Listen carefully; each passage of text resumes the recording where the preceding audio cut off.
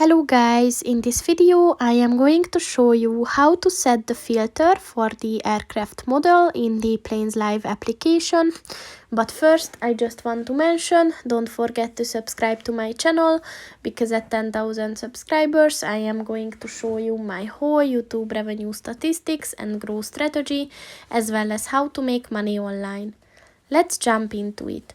First of all, open the application on your phone.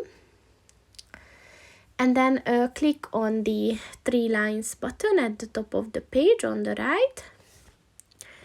And within this section, look for the filter by button and click on that. And as you can see, these are the settings that you can choose for this. So just set the one that you want to use and then click on the done button. And that's pretty much it for this video, guys. See you in the next one. Goodbye.